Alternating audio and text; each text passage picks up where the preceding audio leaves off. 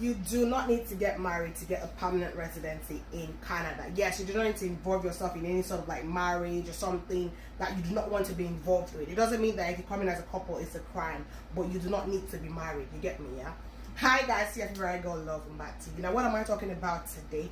There are certain misconceptions that people have. They say, oh, I need to have family members before I can qualify for Canada Express Entry Pool. No, you do not. If you do, it gives you more points for sure. But if you do not, it is absolutely fine. It was absolutely fine for me and it will be absolutely fine for you. Yes, you heard me right. You do not need to have special connections. It's not like you need an agent or you need to know the Prime Minister or anything like that. No.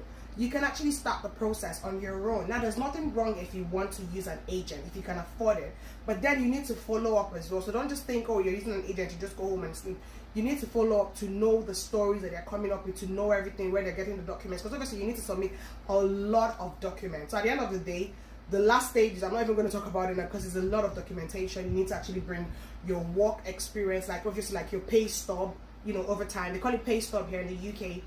They call it pay slip. So whatever it is, like whatever it is in your country, but you need to bring that just to be sure that you've been earning, you know, the amount that you've been claiming to have been earning.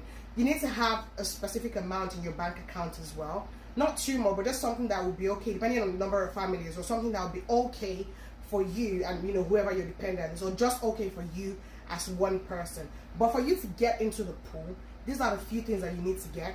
Your IELTS is the English exam. Now, if you're not doing IELTS, there are other exams that you can do as well. But personally, I recommend IELTS if you can.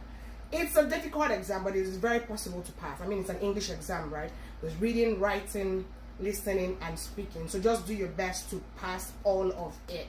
And when you pass all of it, at least give yourself a deadline of, if I get 7.5, then I'm good enough to be in the pool. Just give yourself that. Like, it doesn't mean if you get lower, it's a problem, but it's just easier for you if at least you get 7.5. So in case maybe Ontario is nominating, you never can tell if you're into the field that they need, they can actually just pick you out from the pool. Now, your worst evaluation of your degree, so it could be undergraduate degree, it could be master's, it could be PhD. Now, these are point based. So all these things I just said now gives you different points at different levels.